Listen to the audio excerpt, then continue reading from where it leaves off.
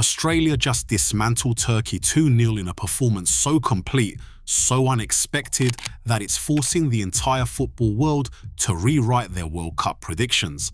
This wasn't a lucky smash and grab. This wasn't parking the bus and nicking a goal on the counter. This was dominance. This was a statement.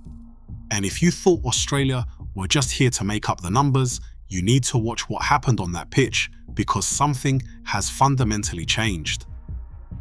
Turkey came into this tournament as one of the dark horses everyone was whispering about. A squad packed with talent, a midfield that could compete with anyone, and a defensive record that had pundits tipping them for a deep run.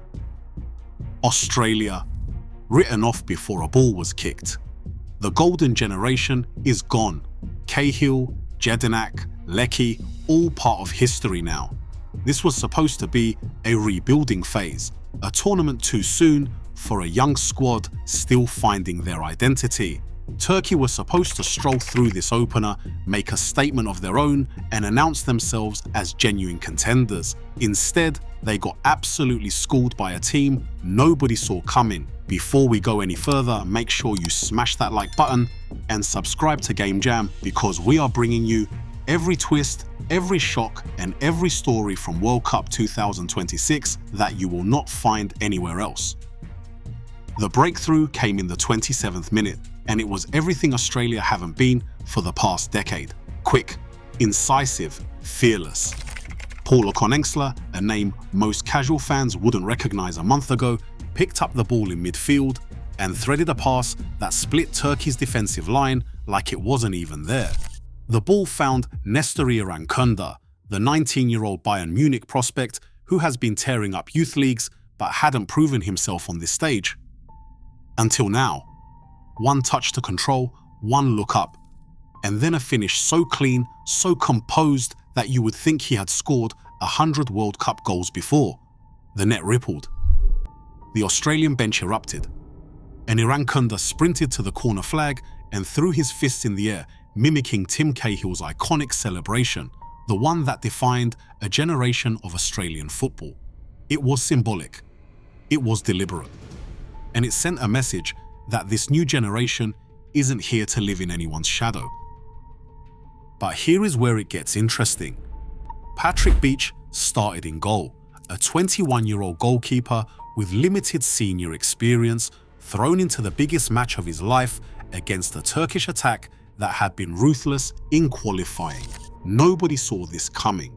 The expected starter was sidelined, and the rumours have been swirling ever since. Was there an injury kept quiet, a last-minute fitness test that went wrong, or did the coaching staff see something in training that convinced them this kid was ready for the moment?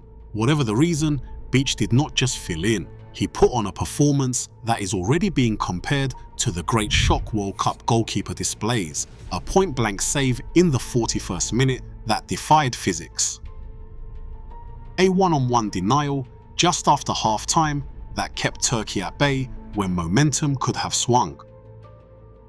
And a fingertip stop in the 78th minute that is already doing the rounds as an early contender for save of the tournament. This was not luck. This was a goalkeeper playing out of his skin when it mattered most, and now everyone wants to know where he came from and why we have not been talking about him. Australia didn't just defend and hope, they controlled the game. That's the part that's sending shockwaves through the tactical analysis community. Historically, Australia at World Cups have been gritty, physical, and hard to break down, but limited going forward. This was different. The midfield pressed high. The wingers stretched Turkey's backline. The passing was crisp and purposeful. And the second goal, when it came in the 68th minute, was the result of sustained pressure and intelligent movement that forced Turkey into a mistake they could not recover from. This was not a team playing not to lose. This was a team that believed they could win, and they executed a game plan that exposed every weakness Turkey tried to hide. The youth-driven attack was not just energetic, it was organized, it was coached, and it raises a massive question about whether Australian football has finally evolved beyond the defensive pragmatism that defined them for so long. Now the group is in chaos. Scotland won their opener too, which means Group D is wide open in a way nobody predicted. Australia face Brazil next, a fixture that would normally be a foregone conclusion. Momentum in World Cups is everything. Confidence can turn good teams into great ones, and right now, this Australian squad is walking 10 feet tall. Brazil will have watched this performance.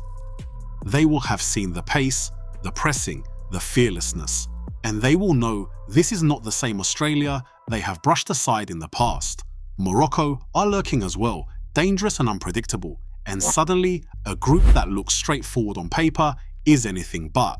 If Australia can get a result against Brazil, even a draw, they are through. And if they top the group, the entire knockout bracket shifts. This feels like a passing of the torch, and Irankunda's celebration made sure everyone understood it. Tim Cahill was Australia's World Cup hero for over a decade, the man who scored when it mattered, who carried the hopes of a nation on his back, who made Australians believe they belonged on the biggest stage. Now there is a new face, a new number, a new generation stepping up. But can they sustain it? That is the question hanging over everything. One great performance does not make you a World Cup contender. The pressure is about to ramp up in ways these kids have never experienced. The spotlight will be blinding, the scrutiny will be intense, and Brazil will not be caught off guard the way Turkey were. The challenge now is proving this was not a one-off, that this is genuinely the start of something special, not just a flash of brilliance that fades under the weight of expectation.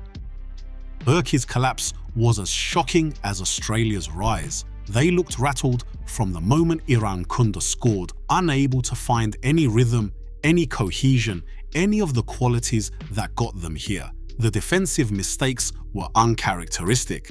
The attacking play was toothless, and by the final whistle, they looked like a team that had forgotten how to play football.